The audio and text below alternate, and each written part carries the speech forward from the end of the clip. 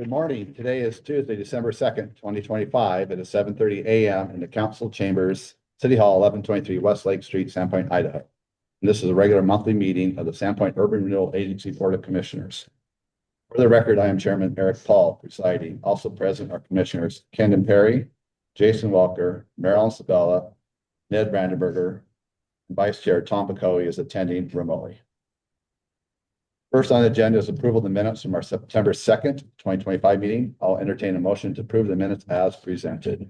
Motion, I so move. Commissioner Sabella. Second. Commissioner Perry. Is there any discussion? Anyone opposed? Motion passes, minutes are approved. Are there anybody in the public in attendance? Oh, Zoom? Nope. Okay, perfect.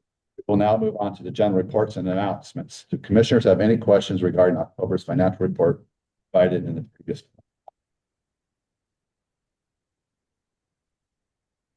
I still can't open my link. Sent the other day, so I'll pull it up. I can share that if you need me. That's right. I'll just pull up my report.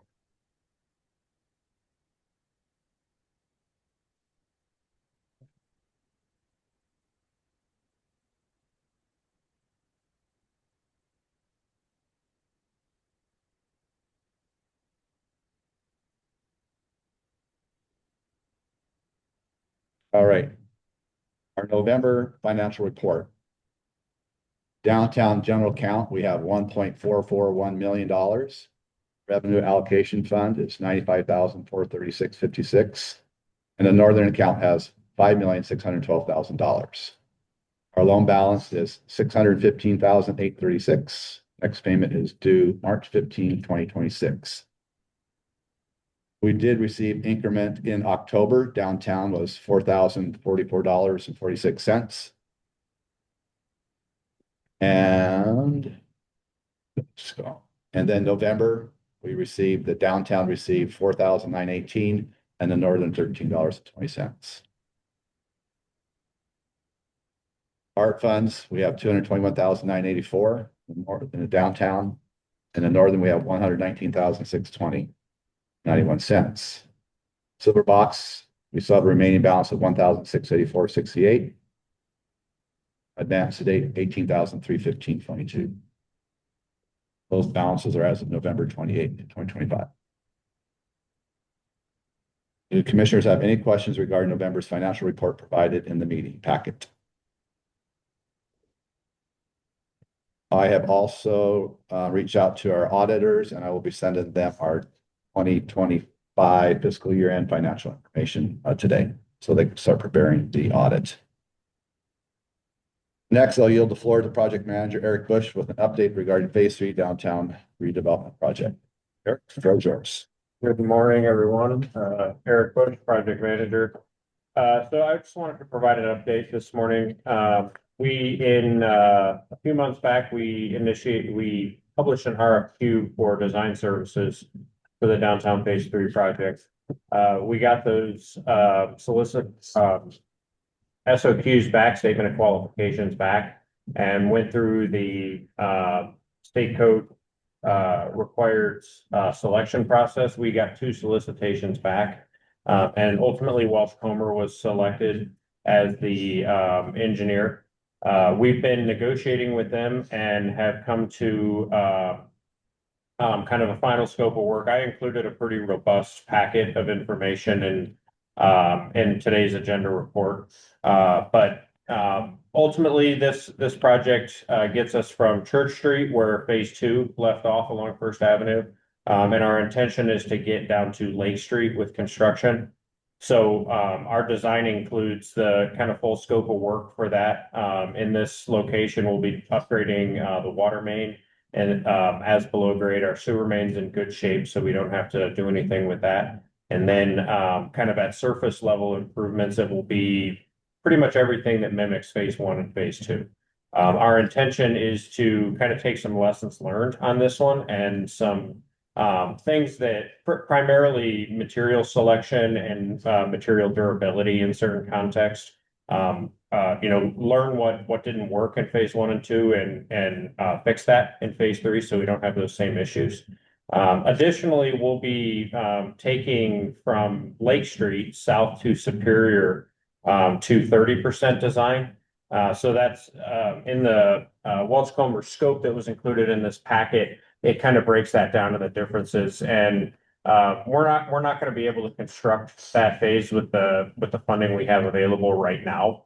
But taking that section to 30% design benefits us in a couple ways. It kind of makes sure we're being continuous with our design as we move south along first, but it also gives us the ability to find and apply for additional funding, particularly grant opportunities.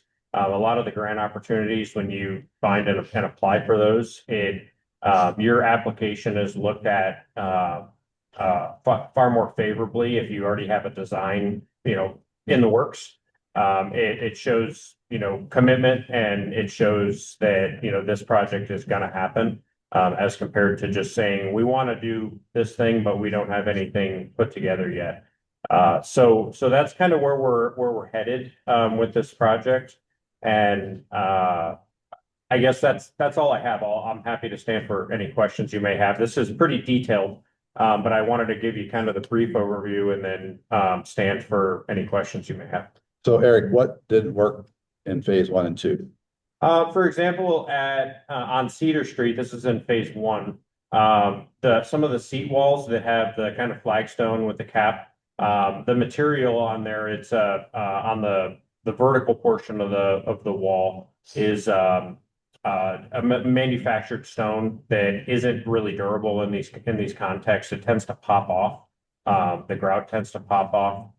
And some of those caps, the part you would actually sit on, have failed. And our parks maintenance folks do a great job of kind of piecing that back together. But that's an example of something that, we can choose different materials and make sure that's not something that becomes a maintenance headache down the line. And there's various ways you could go. That's an example. Another example would be the bioretention cells, the stormwater treatment cells that are in various locations in downtown.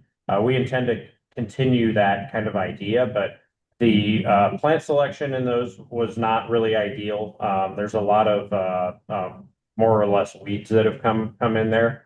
And there's some design changes from kind of the safety might be too strong of a word, but there's risks of someone, kind of tripping and falling into those in that little depression, and that's a concern. So we intend to kind of tweak those things. And I'm talking minor changes in the grand scheme of the project, but it's things that can make a big difference in how this phase 3 is maintained. Yeah, Mr. Chairman, I just add there, this is Jeremy Grimm for the record, Mayor. What we call the lick and stick bricks, I think we've all seen them. They're just coming off everywhere. It's just not a durable material. So one of the reasons I personally liked the team put together is they've got experience designing all over the Northwest. They're more expensive than the group that did phase 1 and 2. They're more expensive because they have a incredibly robust redevelopment process, and that includes really amazing public outreach. LiDAR imaging, so they'll go down, they'll actually, if you don't know what LiDAR is, it'll measure and capture every square inch of every curb, every rock, every face of the downtown that they can do measurement design and make sure things like seams, you'll go downtown, you see a lot of seams that because it was kind of gritty and quick and fast. There's junction boxes where the power is accessed that they cross a seam in cement where the pores occurred. So a number of just small but unique opportunities to learn from what we did in the first couple of phases, what's working, what's not. But overall, the big thing is the public outreach. This group just has a very, very capable and very aggressive public outreach process. So, but what's the name of the group? Well, it's Welchcomer, including some members who worked on the downtown waterfront revitalization, as well as GGLO is their GGLO, landscape architecture firm, and They have a few other kind of sub-consultants that'll be working on the project. They've got a, kind of traffic engineer, it's JUB, that will be, doing that component of the work And Century West too, right? A little and bit. Century West will be doing the electrical engineering portion. Who was the And- contractor for phase 1 and 2? That was, Century West, So Welch Comer was not part of 1 and 2? they were, no. And Welch Comer's completed, part of the reason they kind of came to the top in the selection process. They've got a really robust resume of downtown revitalization projects just like this. They finished one in Pullman, Washington, I think earlier this year or last year. That, you know, Pullman's obviously a larger city than Sandpoint is, but we talked to Pullman's public works director and you know, kind of confirming that Welch Comer was a good selection here, and just got a glowing review. And if you're interested, just Google, you know, Pullman downtown revitalization or something to that effect, and they've got a website that they developed and pulled together all these really neat YouTube videos during the construction process that kind of explain certain things. It was really, really great from the public outreach perspective. Mr. Chairman, I would like to talk about phase 3 and sort of the conclusion and sort of give you a broader understanding of what's in the works here. Eric mentioned that there wouldn't be enough money to do the design and the construction all the way down. As you heard, we're doing full design for the first portion, and then we're doing 30% south of Lake. So, you know, that's a very conservative way to work through this. We do have several grants that we either have applied for or will be applying for. The first is a community development block grant. That is eligible. At our last meeting, we changed those rules to allow up to $650,000 a year. I'm the vice chairman of that board that approves those or recommends them. So that is in. So that'll be for primarily lighting and amenities. And we did that because we want to get away from the Davis-Bacon and the Buy America, Build America, some of the steel and other requirements and things like that. We'll also be applying for something called there's an opportunity for an LTAC award, which could fund those things outside of the urban renewal districts. So possibly the roundabout down at First and Superior, and any extensions. And then, of course, we have smaller grants, GEM grants. But I want to mention that, you know, based on the continual, very conservative, which is great, projections from Sura and Eric, thanks for all your work. The downtown district appears to me that it will end up collecting, you know, probably more than we ever budgeted for or thought it would. So I believe there's going to be what I'll call surplus, you know, collections in the downtown district. So I don't know about you, and we have to get together with the council, but whatever these collections end up being as this project comes into focus and the design starts getting, you know, put towards finality here, we may be able to do more than we had ever thought.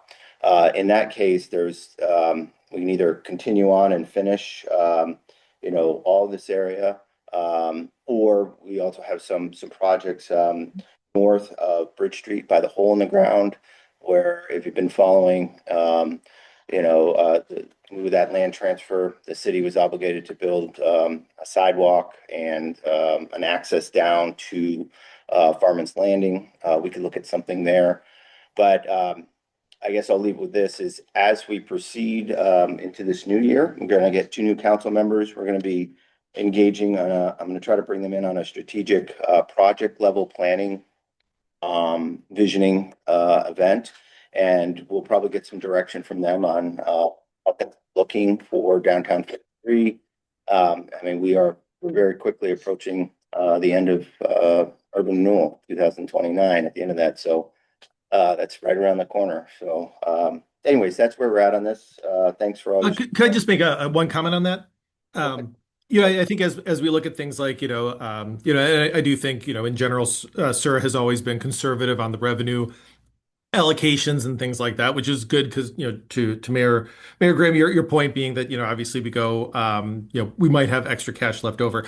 I just want to reiterate that I think any requests for money can't be like an overrun like we had with the parking lot. I think, I don't want to speak for everybody on this, but if funds are going to be spent, they have to be approved first and not come in after the fact. And so I know we did approve the a pretty sizable overage on the parking lot. I know that from my own perspective, everything has to be communicated up front before those items are spent. Thanks, Tom.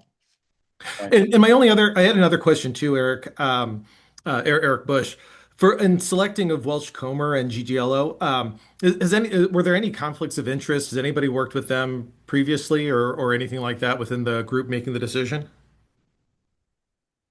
As an employee. I mean, I've worked with Welch Comer over a number of years, both in Sandpoint and previous employment, but that's just of nature of a part of my job. As far as conflict of interest from the selection group, I'm not aware of any. And Tom, I work, Welchcomber is a pretty large group. I work with some of their engineers on a variety of projects for private clients. I also worked from the other applicant with a number of their engineers on private client work. So I guess I was equally, not that I benefit materially or financially one way or the other, but I Okay. have worked with both groups, and they're both great groups. It was a, No, it was and a I understand. I just my concern is, if we are going with the higher of the two bids, I just want to make sure was Well, that it wasn't a bid. It was a qualification submission. So it's totally based on their qualifications. Now we're in the process where um, we negotiate what the fee in the bid will be. So there's no financial aspect to the selection. But specifically, I mean, maybe I heard it wrong. Eric Bush, when you were talking, my what I just heard today is that there were two, and Welch Comer was the more expensive. Ultimately, Tom, we follow the Idaho State Code process for RFQ selection in this context. And in that code required process, the statement of qualifications that we receive from interested consultant groups on projects like this, they do not discuss cost at all. When Mayor Grimm was referencing kind of the more expensive of the two, that's just in our previous experience. We've worked with Welch Comer, and our other kind of a statement of qualifications that we received was from HMH Engineering, and they're both fantastic and very qualified engineering groups. Just in our experience, in the city and mine in previous roles, is that Welch Comer does tend to be a little bit more expensive generally than HMH. So after we selected Welch Comer, that's when we negotiate scope of work and costs. And when we're negotiating and discussing, we don't negotiate cost. We negotiate scope of work. That's again state code process. So we don't say, your cost for this item needs to go down by $10,000. We reduce or modify the scope accordingly to get the ultimate cost to a number that is appropriate given the context of the project. It's a little bit it's not a convoluted process. It's just a little bit maybe hard to follow if you haven't been a part of that selection process. But we follow the process as defined in state code. Okay. And Tom, I just wanted to follow up on something you said a few minutes ago. This with respect to kind of cost and cost overruns as it relates to SURA funding. When I drafted this RFQ and ultimately in Welch Comer's scope of work, this project is a design to budget project, meaning Welch Comer is tasked with we have X amount of dollars of funding ultimately for design and construction. Welch Comer's design is to and tasked as they're designing is to design to the amount of money we have, as opposed to designing a $15 million project that we ultimately couldn't afford. What dollar amount did you use for your money available? Well, it's obviously variable. But we were that our money available will ultimately become, we'll be clarifying that with Walsh Comer as we move through the design process. So for now, we use the funding that Sarah has allocated And for this project. What's that amount? And I think it was, around 2 million. Yeah, about 2 million, but we still have the community development block grant. So it's a dynamic situation. I mean, that's $650,000 if that's awarded. And then of course some other funding as well. So we will be updating you as we get through this scope of services at your next meeting. We should have that done. The council will be briefed on it, and you'll have a very clear picture at that point to Tom's request of what's going to be requested. And then I think at that point we'll have to sit down for a little bit and just determine how far we want these dollars to go. Councilman Schreiber has expressed pretty strong feelings that anything on the west side beyond I believe it's Lake, he doesn't want to see any work done any further south than that. For like the sidewalks? Yeah. So I don't know his reasoning on that, but I'm sure he'll make himself known. But as we get this into focus, for example, that 30% design that we're just doing from Lake to Superior, we may have the ability to fund more of that, take it to 100% and maybe do construction there. So if I think you're all aware, the urban renewal district ends right about at Superior there. So my goal, and this will come into focus, is to try to get urban renewal to do as much possible there so we could use any other grants to do the roundabout and then heading towards Conoco and Exxon, yeah, as you head out of town. And your $2 million projection, that takes into account the fact that you moved, I think, 250 from this to the parking lot? It does. Yeah. And Kendon on that, and let Eric speak too. Of course, projects take a long time to develop and fund and design. As we approach 2029, we want to make sure, at least from the city's perspective, that we have all the collections allocated. Otherwise, you're put in a position where you either return those dollars or to those taxing districts or not. So there's really, from the city's perspective, a real desire to use all of these dollars and pair them up well with our last couple projects. And the same goes to the north, but I'll talk about that when you get to the Northern District. Any further questions for Eric? Tom? No, I'm good. Thank you. Thank you. Okay, under new business, first item under new business is the selection of a board member for the Downtown Revitalization Phase 3 Citizen Advisory Committee. Again, yield the floor to Project Manager Eric Bush. Okay, so we just got a background on, where Phase 3 is going. As a part of Phase 3, we're going to be utilizing a technical advisory group, and part of that is to, or the majority of that is to have these members disseminate information to, kind of their network. It's part of the process of public involvement and communication generally. We want everyone to know what's going on, whether you're a private citizen, business owner, whatever. We want folks to know what's going on with this project, so no one's surprised. So our technical advisory group will be made of some staff, but also a member of each of the city citizen commissions. So urban forestry, sustainability, so on. And those members have been selected. I attended each of those meetings over the last few months, and those groups voted on a member. Just to clarify those recommendations, I'm not sure I'm going to endorse. Correct. And ultimately, the mayor will make the appointments to this group. Thank you for that clarification, Jeremy. And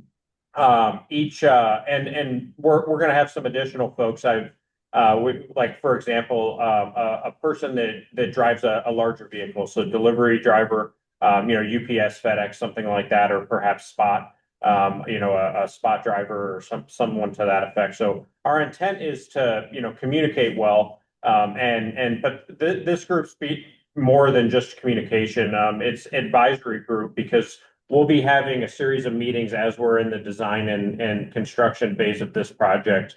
And we'll be getting feedback from these members. So I think the count of ultimate members, and this is including 3 or 4 city staff, is about 13 members. So it's on the larger side of a group, but we want feedback on various portions of the design, and we intend to use this group as a sounding board. So with that, as Sura is providing the funding for this, we'd also like a member of Sura to be a part of this group. So I was hoping today to have this group vote on, or have someone volunteer and then have this group vote on who that member from Sura would be.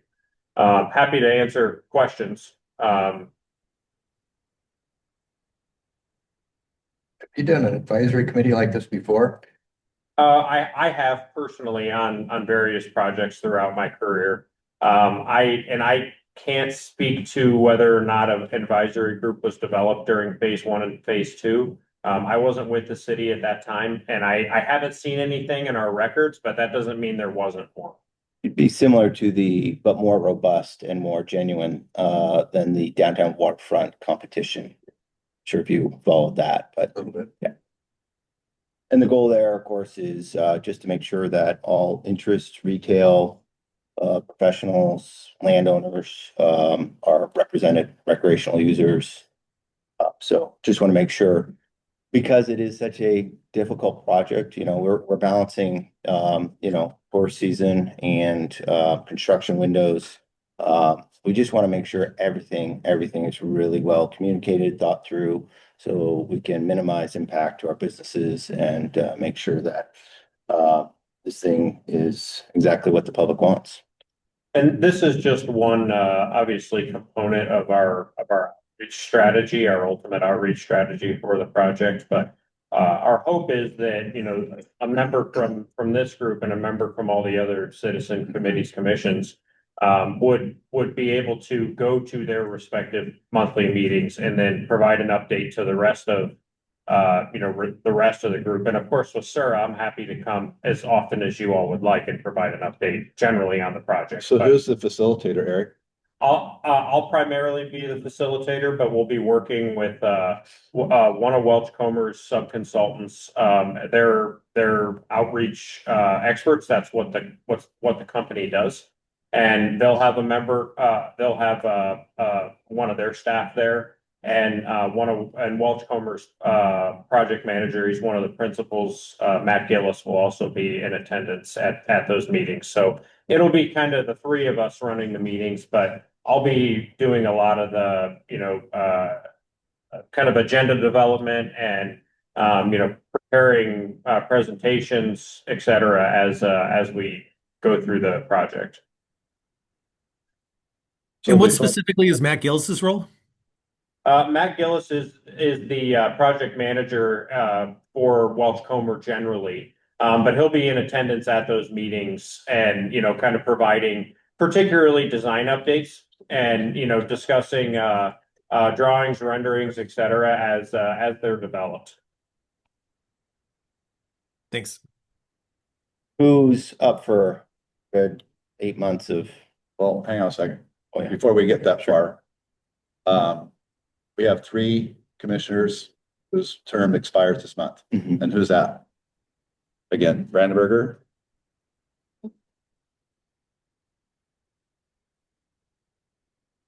It's Tom, Ned, and Jason. Okay, so.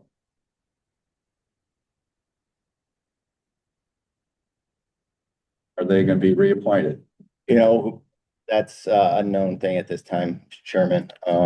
I think we need to table this until the appointments are determined. Because if they're not reappointed, It's not gonna do. us 3 might not want to do it. Yeah. Understood, and I do just want to mention that we're hoping to have our first meeting for this group later this month. So, and Fair, I just wanted to mention that, so and It is what it one, is. one option would be the group could vote it, and then if that member is not appointed, but if you'd like to table, that's fine. That's not how we do it. Okay, Eric. So do we have to have a motion, Haley, to table this till January? It's best to go ahead and do that. That- It's best to go ahead. Okay, so Commissioner Brandenberger has made a motion to table the decision on the Citizens Advisory Committee for Phase 3 until we determine who the existing STIR commissioners will be at that point. Take it up in our January meeting. I'll second. Commissioner Sabella, second. Any further discussion? Favor? Aye.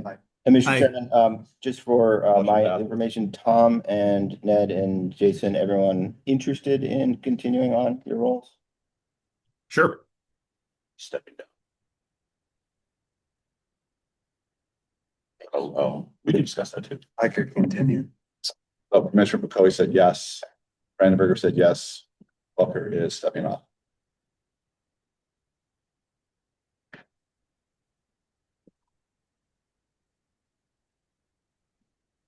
Was the Citizens Advisory Committee, I think in 2001. Phase 1, city. Your second half, probably. No, for the downtown. Oh, yeah, Tom Hudson. what was that for? Can you say that again? Tom It Hudson. was for that initial revitalization downtown that did the downtown fountain. Second Avenue between Cedar and I mean, 2001 was a while. Sure. We probably have some. But there was an advisory. Okay, moving forward. Next, we'll discuss selecting a time to potentially meet with Panhandle Special Needs, also known as PISNey, to discuss the city's plans for Boyer Avenue. Mr. Chairman, Jeremy here. So Pisney had reached out there. They're obviously very eager to get going on the project that they're working on the west side of Boyer. If you're not aware, they're redeveloping a site there, going to be moving across the street. You've got this sidewalk project budgeted this year. Public Works, Eric and Holly and Rachel are working on that project. I imagine that design process will kick off in the coming weeks, and you'll probably see that project, at least the initial elements, this spring. So I don't know if, other than funding the project, it's beneficial for you to meet. Obviously, more information the better, but we are going to be working with all property owners along that frontage and treating Pisney just like anyone else. That sidewalk is from where to where? Hopefully we can go all the way from Chestnut all the way north to Ebbett. It's just going to depend on funding and dollar amounts. The big question is crossing the tracks there. So from the alternative high school north, is that correct? Just about approximately. Yeah, just to provide That would be the starting point on the south. parallel connections there. But there are some unknowns we don't know how far we'll be able to go, and how much of city street dollars we'll be able to contribute. So for clarity, you're saying you wanted to cross you wanted to cross Baldy on the west side of Boyer across the tracks there? That's what we're going to be looking at, is to provide a continuous connection from, I mean, that's the goal from Ebbett all the way down to Chestnut. Because right now there's no pedestrian infrastructure on that west side. And we just have culverts crossing, a bunch of new homes going in there. So that's the ultimate goal. We'll see as we get into design. What's the value add of doing that as opposed to a crosswalk to the east side where sidewalk already exists? Yeah, good question. Pisney has asked for a rapid flashing beacon to get across the street in the interim, from where there's already infrastructure. The value add is just not having to deprioritize the pedestrian. Anytime you put a vehicle at a higher priority by making pedestrian cross, you're deprioritizing them and diminishing the interest in walking, basically. So trying to make it a connected and functional and efficient walking place. So there was no requirement for Culver's Crossing to have sidewalk, or is there? Oh, along Boyer? Yeah. It's my understanding, I believe they have. there is. Sidewalk along the west side. Yeah, so this is south. On the what? Yeah. Yeah, this I is got it. south of, So this is south Yeah. to, hopefully to Chestnut. okay. But again, we don't have the, the initial design, and the budget will have to come into focus. And until there's like another 9 years until Pisney jumps across the street with the majority of their services. Yeah, again, we're gonna treat Pisney like every other property owner, just like we do any street project or sidewalk project. So I guess what I'm trying to say here, obviously great for you to hear what they're doing. But I view this as a public works project, as you've gone through many other times, where Eric, Rachel, and Holly will bring you a design, a scope of services, and we'll bring in the city dollars as well and show you where this is going.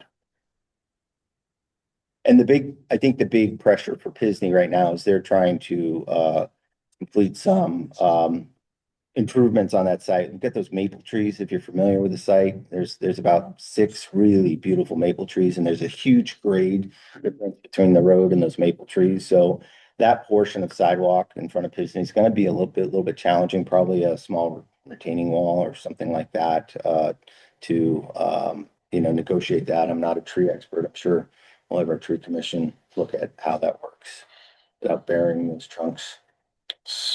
So I'm really hung up on the Baldy, Boyer, West Side crossing the tracks. Then you got industrial there. That's pretty messy. I don't understand why we'd want it to go there, but that's something to think about, whoever's Eric's team. I mean, getting across there as a pedestrian is still kind of gonna be sketchy. Yeah, ultimately, we're gonna have a Because if light there. A light there. Mhm. Yeah, So we'll have a light and the railroad crossing? Yep. Well, no, the light would be at Baldy. And Boyer. so that's a crossing essentially. Yeah. But I will share that, there is a council person who's really wants us to look at the northern dollars and design through the city property to the east. Disney currently is front load a project there that would bring Baldy all the way to Highway 2. We'll see. So it's all high level. We're going to do some work at the city level with Public Works and engineering. And again, the priority is not to do the Baldy and cross the tracks. If we have enough money and the prices come in well, we're going to try to make this go as far as we can to provide connectivity. All right, so I don't know if there's anything we need to do on this letter at this point. I'm not sure.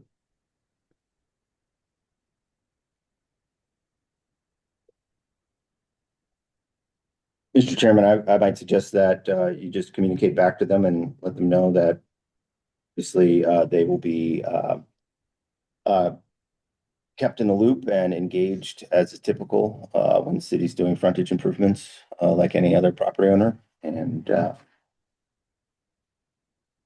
again, I don't believe individual property owners coming to Sura is going to advance or help anything. They're very eager. They want to know everything right now. And just with our capacity and bandwidth, this is a project that's about 2 months out still. Has the city given them a permit to widen and improve their driveway? I don't know. Any idea?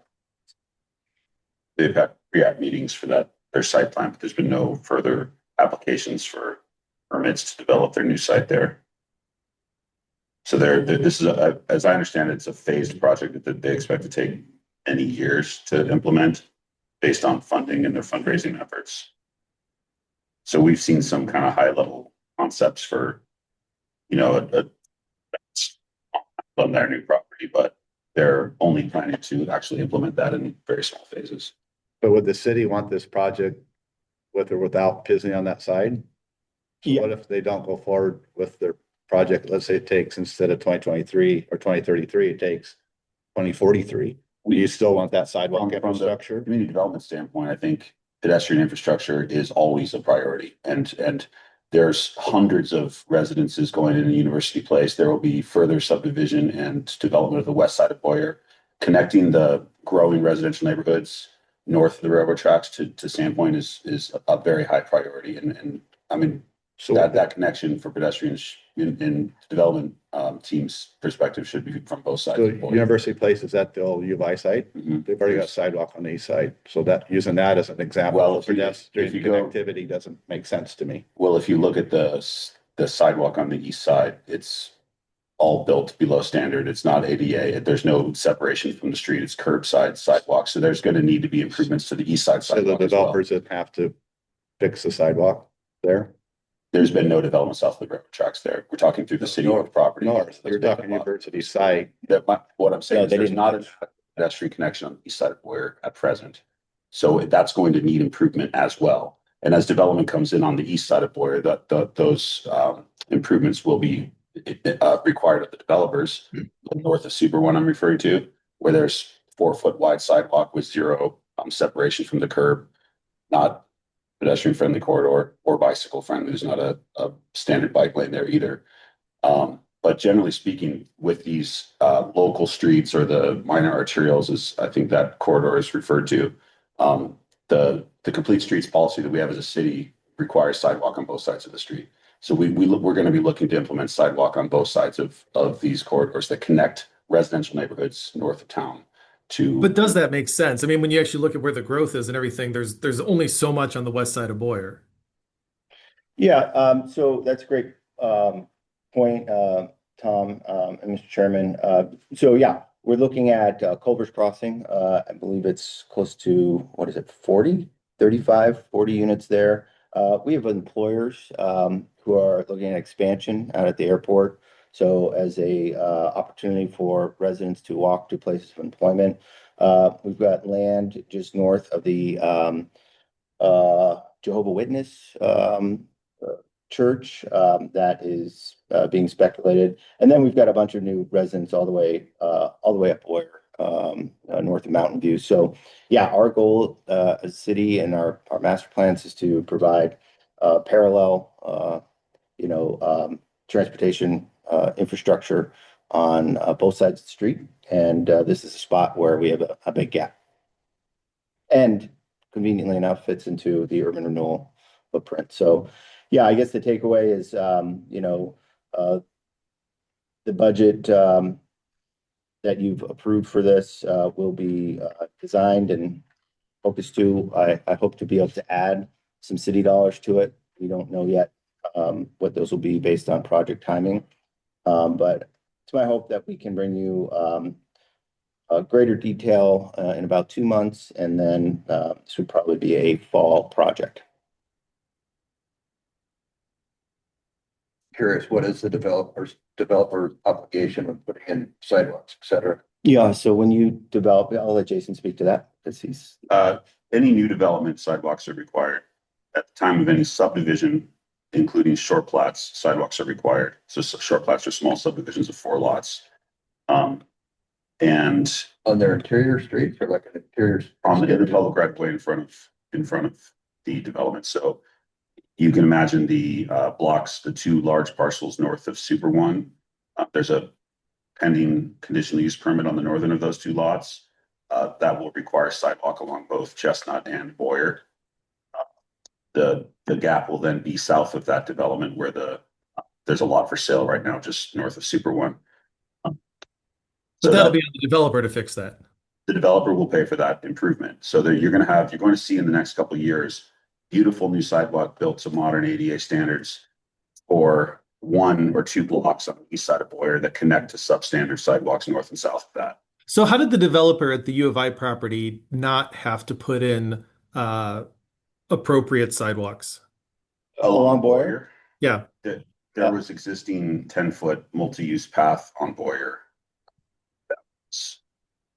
that was not required to be taken out. So the path that is on Boyer now was there before that development. all the interior streets of the University Place subdivision have put in sidewalks and continue to have to put in sidewalks.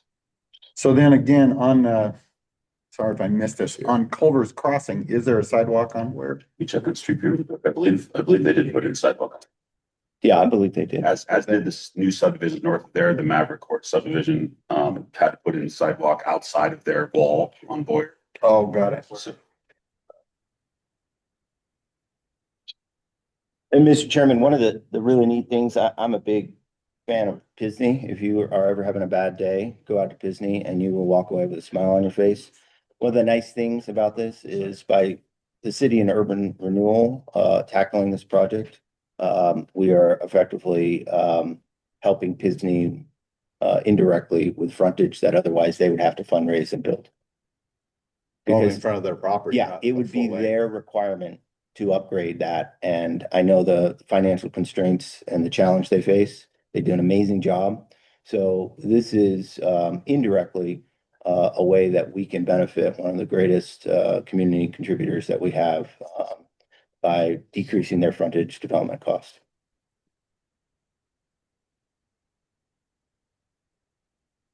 And yes, the Culver's Crossing did put in sidewalk along Boyer, west side of Boyer there.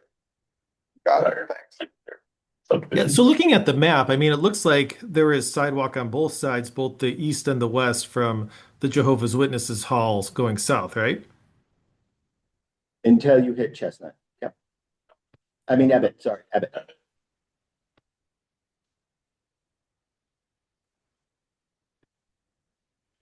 And I encourage you to envision a future where there's sidewalk running both sides of Boyer, all the way up to where it angles by the airport. There will be development on the west side of Boyer. There are gaps at present. Going back a year or more, we've had pre-app meetings with property owners along that corridor that envision projects, some of those underdeveloped lots where there's some churches and things like that. That would require sidewalks to be put in. So the ultimate goal is to either through city, capital improvement dollars or through private development dollars, have sidewalk running north-south on both sides of Boyer from South Sandpoint all the way to North Sandpoint. All But right, if we so waited for the developer to then develop that property, it would be the developer's responsibility to build that sidewalk, correct? That's correct, but Tom, in this case, Danaher, the owner of the Mill Old Pole Yard, I don't see them putting sidewalks in anytime soon. And the only other active development on this frontage that I'm aware of is Pisney. So we would get a cost onto Pisney and then we'd have the gap in the sidewalk. So I guess I would just say, the details of design and public engagement, that's our sort of our bailiwick.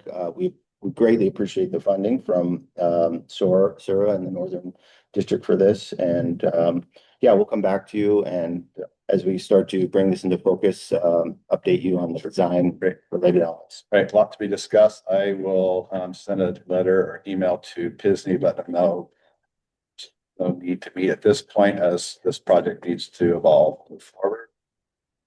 Next items under new business, we have several city reimbursement invoices for payment approval as provided in the meeting packet. Does anybody have questions about any of these invoices as presented? I'll entertain a motion to approve 4 invoices as follows. Great Northern Project billing 10/1/24 to 9/30/25, $19,502.90. Sewer Administration 10/1/24 to 9/30/25, $2,203.03, and that is essentially Melissa and now Haley's reimbursement for wages. Sewer Downtown Art 10/1/2024 to 9/30/2025, $4,521.16. And Sewer Downtown Revitalization 10/1/24 to 9/30/25, $11,064.82. Is that phase 3, Eric? The Downtown revitalization?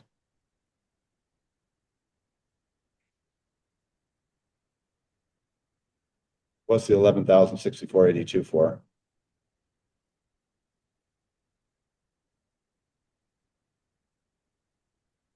I believe some of that might be my time as a staff member.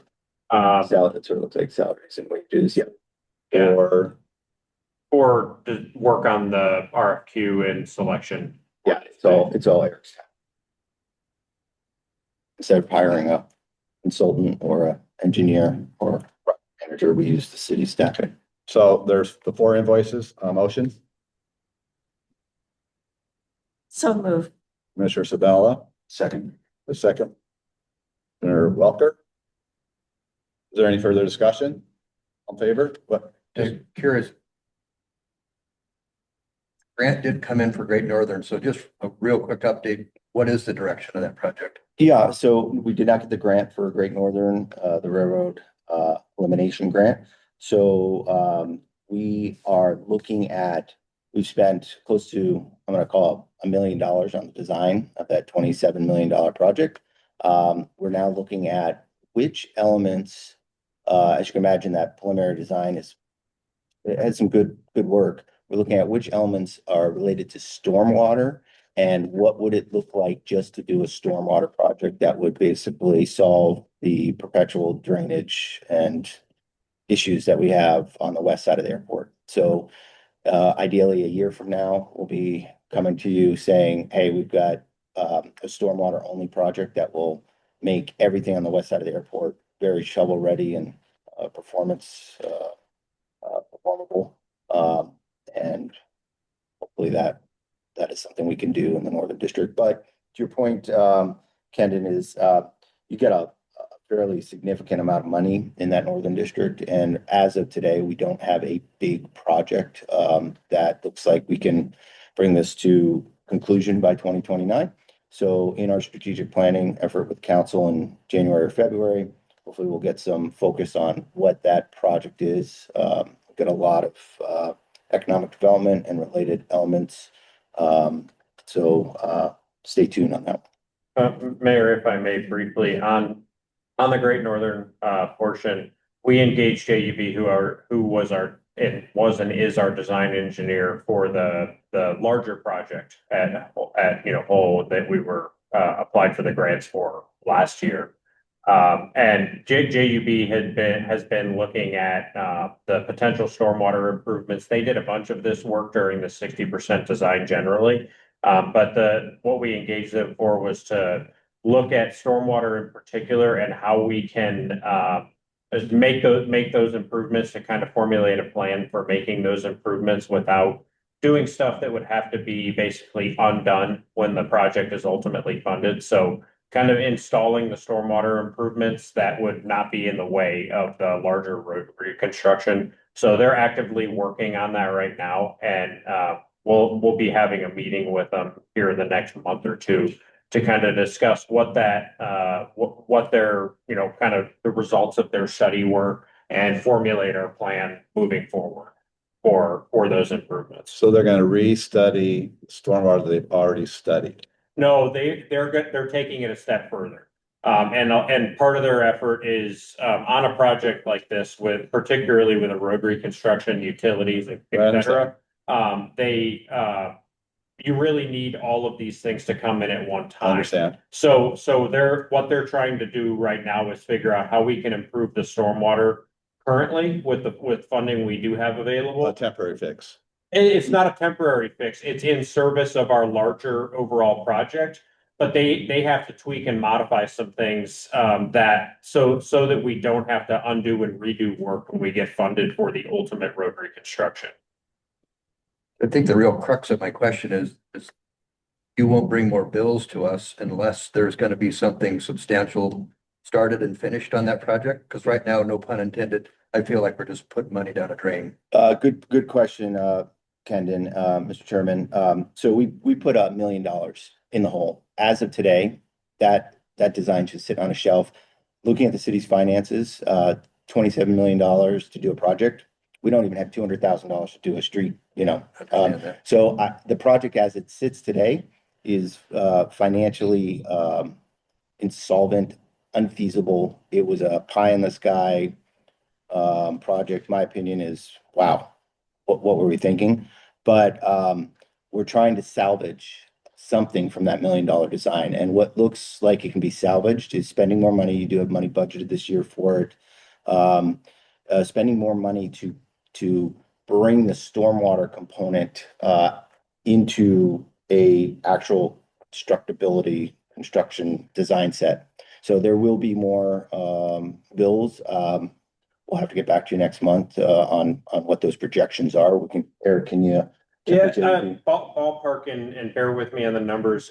When we engaged JUB to look at stormwater again, it was for a smaller task, somewhere in the $10,000 to $15,000 range to kind of get their head further wrapped around what we can do with respect to stormwater. And part of the reason that stormwater is so complicated is, of course, because of the NSF track right there. And figuring out where is the best location and how we can get stormwater moved off of that whole site, the whole corridor, without one having to redo work that we did when the project's ultimately funded, but two, be a good neighbor to all of our neighbors. BNSF is, of course, one of our neighbors, and all of the other property owners that are there. Yeah, and I'll just add on to that, Kendon. This year, we're also working on our initial stormwater utility. So hopefully by the end of 2026, we will be fairly well set to do and adopt a stormwater utility, which will affect all property owners in the city, which will fund stormwater improvements. Part of that work involves doing a basin validation. So in the city, there's multiple collection basins, basically. So that's going to be pretty involved. This will tie into that, ultimately looking at how do we solve the stormwater issues in the northwest part of the city. So keep in mind, Eric, when you're doing these invoice and billings, that the whole project at Great Northern is not within the sewer footprint. Yep. And it has to be allocated appropriately. And we've been allocating those invoices accordingly. And I haven't looked at the detail, the Great Northern, was that accounted for in that 19,502.90? Yes. Okay.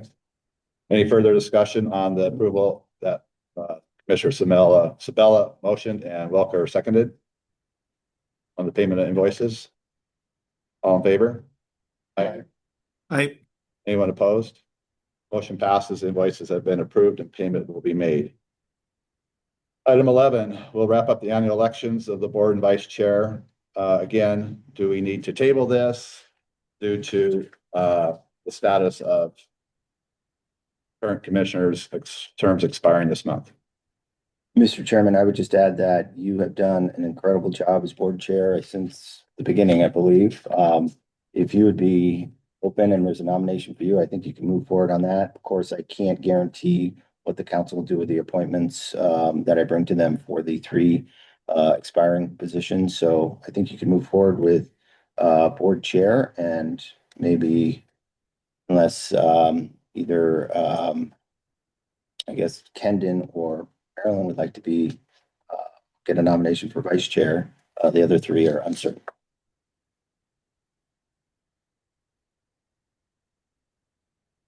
At this time, we'll entertain a motion for nomination board chair. Nominate Paul. Board chair. Do we allow Lame Duck to make a nomination? Sure. He's active. He said he'd be willing to step down.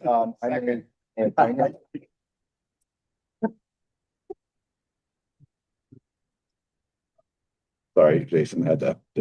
Was there a second? Second. Was there a second? Ned. Sorry, Marilyn, you lost on that one. I will accept. All in favor?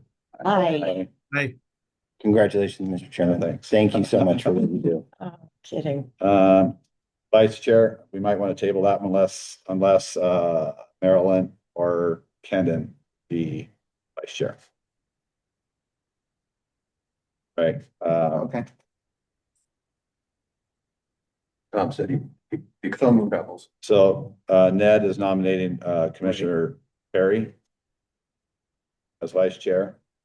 Tom has told me even if he is re-nominated to the commission or reappointed, his travel times are not warranted for him to spend time in town as much. So he's going to resign from that spot anyway. Not as a surrogate as the vice chair. Was there a second? Second was that Marilyn? Sure. Commissioner Sabella was a second. Nominee accepted nomination. Yes. Yes. All in favor? Aye. Right. Motion passes and Commissioner Perry has been elected vice chair. Thank you, Ken. Both the chair and vice chair will serve for the coming fiscal year. No further business. We adjourn at 8:30 a.m. Thanks, everyone. Thanks, everyone. Thanks, Tom. Good to see you.